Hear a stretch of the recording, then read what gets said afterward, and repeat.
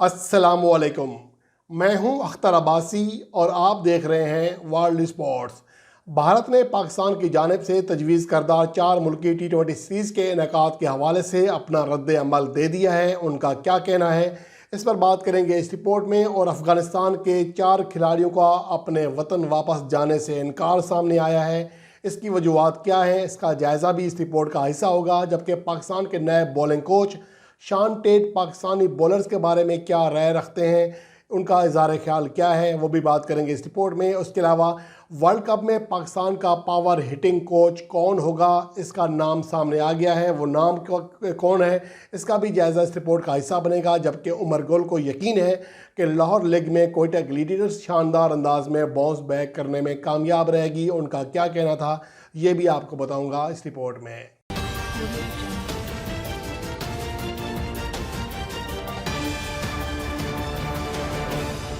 सबसे पहले बात करते हैं पाकिस्तान क्रिकेट बोर्ड के चेयरमैन रमीज़ राजा की जानिब से तजवीज़ करदा 4 T20 सीरीज़, 4 मुल्की T20 सीरीज़, जिसमें पाकिस्तान और भारत, जबकि रवायती हरीफ जो दूसरे ममालिक हैं ऑस्ट्रेलिया और इंग्लैंड, उनके दरमियान 4 मुल्की T20 सीरीज़ के इनेकाद के हवाले से तजवीज़ दी थी। और वो अपनी तजवीज़ को बाकायदा तौर पर डॉक्यूमेंट की शक्ल देकर बहुत ही जल्द ICC के सामने पेश करने वाले हैं, जिसमें ये कहा जाएगा कि ICC अपने दायरा कार में रहते हुए एक कंपनी रजिस्टर्ड कराए जिसका बाकायदा तौर पर चीफ एग्जीक्यूटिव हो। और इस T20 सीरीज़ जो कि 4 ममालिक के दरमियान खेली जाएगी, रवायती हरीफ के दरमियान, उनकी जो इनकम होगी वो तमाम ममालिक जो कि ICC के रुकन ममालिक हैं उनमें भी तकसीम की जाए। उनका बड़ा हिस्सा इस इवेंट में हिस्सा लेने वाली 4 टीमों के दरमियान तकसीम किया जाए।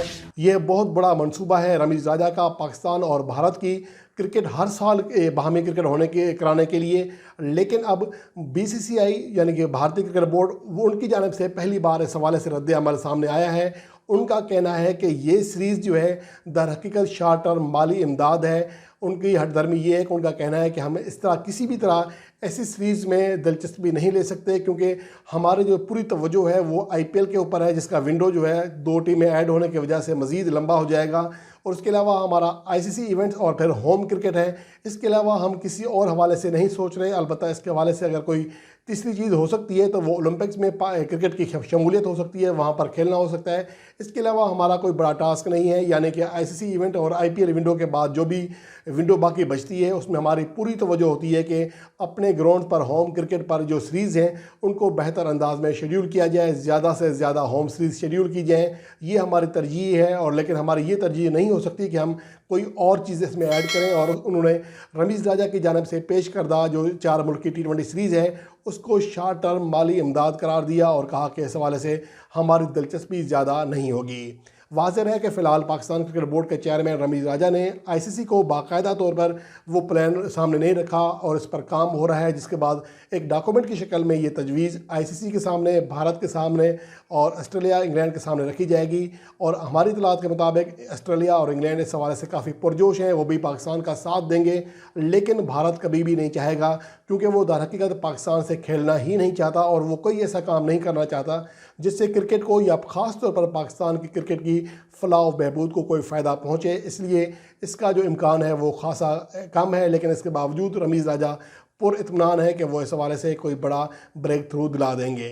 और उसके अलावा बात करेंगे अफ़गानिस्तान के 4 खिलाड़ी जिन्होंने अपने वतन वापस जाने से इनकार कर दिया है। और ये 4 खिलाड़ी अफ़गानिस्तान की उस अंडर-19 टीम का हिस्सा थे जिस टीम ने अंडर-19 वर्ल्ड कप 2022 में शानदार कारकर्दगी दिखाई और अफ़गानिस्तान के लिए बड़े एजाज़ात हासिल किए। जब उनके खिलाड़ी वतन वापस पहुँचे तो यहाँ पर उनका शानदार अंदाज में इस्तकबाल किया गया। लेकिन 4 खिलाड़ियों ने, जो कि वेस्ट इंडीज़ से बरास्ता लंदन फिर काबुल पहुँचना था, दुबई बरास्ता दुबई, अब वो 4 के 4 लंदन में रह गए हैं। उन्होंने इनकार कर दिया है अफ़गानिस्तान वापस जाने से और बाकायदा तौर पर बरतानिया से पनाह की जो है वो दरख्वास्त कर दी है। लेकिन ये वहाँ का जो कानून है, वहाँ पर इस तरह के सूरत हाल में कोई मुसाफिर 48 घंटे से ज़्यादा वक्त तक बरतानिया में नहीं रह सकता। इसके लिए उनको मुश्किलात का सामना करना पड़ सकता है। अफ़गानिस्तान के कोच ने भी कहा है कि हम उन खिलाड़ियों से रब्ता कर रहे हैं और कोशिश कर रहे हैं कि उनको मनाया जाए कि वापस आ जाएं, क्योंकि हमें उनकी फ़िलहाल बहुत ज़्यादा ज़रूरत है और यहाँ पर उनको कोई मसला नहीं है। ये दर हकीकत एक प्रोपेगेंडे का हिस्सा हो सकता है जो कि अफ़गानिस्तान में ख़ास तौर पर तालिबान की हुकूमत के आ जाने के बाद वहाँ के हालात के हवाले से प्रोपेगेंडा किया जा रहा है आलमी सतह पर। लगभग 1 लाख लोग जो हैं वो अफ़गानिस्तान छोड़ के जा चुके हैं जब से तालिबान की हुकूमत वहाँ पर आई है। और शायद ये 4 खिलाड़ी जो हैं जिन्होंने वहाँ जाने से इनकार कर दिया है, हालांकि वहाँ हालात ऐसे नहीं हैं, इसके बावजूद उन्होंने इनकार किया है। तो इसकी वजह ये है कि इसको शायद बड़ी जो है इसको आलमी मीडिया पर इसको उछाला जाए, और ये भी हो सकता है कि वो खिलाड़ी अपना मुस्तकबिल देखना चाह रहे हों इंग्लैंड की काउंटी क्रिकेट में और वहाँ की मकामी क्रिकेट में। बहरहाल अब अभी तक इन खिलाड़ियों ने वापस अफ़गानिस्तान जाने का फ़ैसला नहीं किया, और अफ़गानिस्तान क्रिकेट बोर्ड और तालिबान हुकूमत ने भी इस हवाले से फ़िलहाल खामोशी इख्तियार की हुई है। और उसके अलावा पाकिस्तान के नए बॉलिंग कोच शान टेट, जिन्हें 1 साल के लिए मुआहदा दिया गया है, वो पाकिस्तानी बॉलर के बारे में क्या कहते हैं। उनका कहना है कि पाकिस्तान के जो फास्ट बॉलर्स हैं, पाकिस्तानी ज़मीन है, ये फास्ट बॉलर्स के लिए हमेशा ज़रख़ेज़ रही है। यहाँ पर मौजूदा वक्त में कई ऐसे प्लेयर हैं जो कि आलमी तौर पर वर्ल्ड क्लास कहे जा सकते हैं, जिनमें शाहिन अफरीदी, हारिस रऊफ़, हसन अली, नसीम शाह, मोहम्मद अब्बास और दीगर कई फास्ट बॉलर्स मौजूद हैं, जबकि स्पिनर्स भी यहाँ के कमाल के हैं। और उन्हें खुशी होगी कि वो इन बासलाहियत बॉलर के साथ काम करें और उनकी सलाहियत में मज़ीद निखार पैदा करें।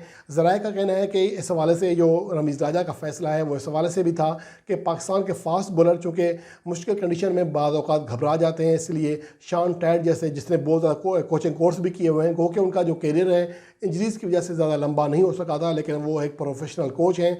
और रमीज़ राजा ने T20 वर्ल्ड कप 2022 को मद्देनज़र रखते हुए शान टेट को हायर किया है बॉलिंग कोच के तौर पर, ताकि वहाँ की जो कंडीशन है उससे आगाह कर सकें कि वहाँ कैसे बॉलिंग करानी होती है, कैसे विकेट हासिल करनी होती है, क्या लाइन और लेंथ रखनी होती है।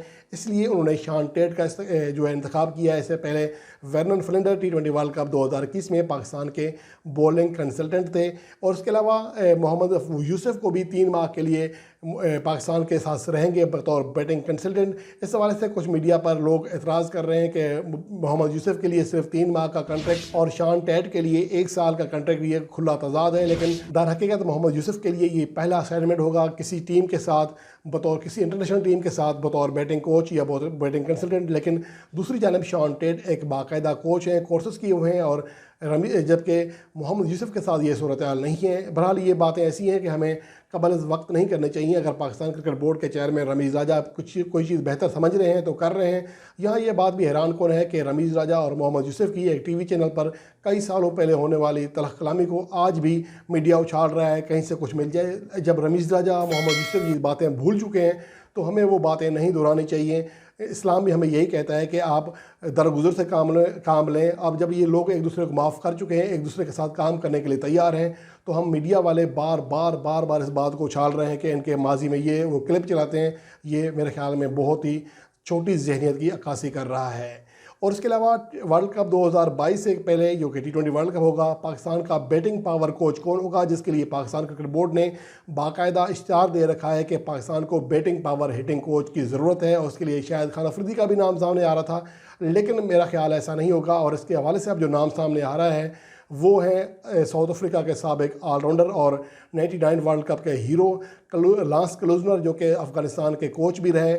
उन्होंने अफ़गानिस्तान की कोचिंग छोड़ने का फ़ैसला किया, और दर हकीकत इसके पीछे ये वजह भी हो सकती है कि उन्हें पाकिस्तान क्रिकेट बोर्ड की जानिब से ग्रीन सिग्नल मिला हो। अब वो पाकिस्तान के बैटिंग पावर हिटिंग कोच की हैसियत से सबसे मजबूत उम्मीदवार कहे जा सकते हैं। और उसके पाकिस्तान के दरमियान, पाकिस्तान क्रिकेट बोर्ड के दरमियान और लांस क्लोजनर के दरमियान बातचीत भी जारी है, ये ज़राए का दावा है। और ज़्यादा जो इम्कान है वो लांस क्लोजनर ही के इस ओहदे पर बराजमान होने का है। और उसके अलावा कोयटा ग्लैडिएटर्स के बॉलिंग कोच उमर गुल, उनका कहना है कि कोयटा ग्लैडिएटर्स जो कि टॉप 4 में जगह बनाने में कामयाब रही थी, जिसने आखिरी मैच में लाहौर कलंदर को जेसन रॉय की शानदार और रिकॉर्ड साज इनिंग्स की वजह से शिकस्त दी थी, और वो टॉप 4 में जगह बनाने में कामयाब रही थी। लेकिन मजमूई तौर पर कोयटा ग्लैडिएटर्स की जो कारकर्दगी थी वो ज़्यादा अच्छी नहीं थी, और उन्हें भी अभी भी टूर्नामेंट से बाहर होने का खदशा मौजूद है। लेकिन उनका कहना है कि लाहौर लेग में कोयटा ग्लैडिएटर्स भरपूर अंदाज में कम बैक करेगी और शानदार परफॉर्म करेगी, और ये टर्निंग पॉइंट साबित होगा, ख़ास तौर पर जेसन रॉय, जिनकी शानदार इनिंग्स की वजह से कोयटा ग्लैडिएटर्स का स्टाफ, उनके खिलाड़ियों में हौसला पैदा हुआ है। और वो उम्दा आगाज़ की वजह से हम उम्मीद कर रहे हैं कि लाहौर लेग में कोयटा ग्लैडिएटर्स एक बदली हुई टीम के रूप में दिखाई देगी।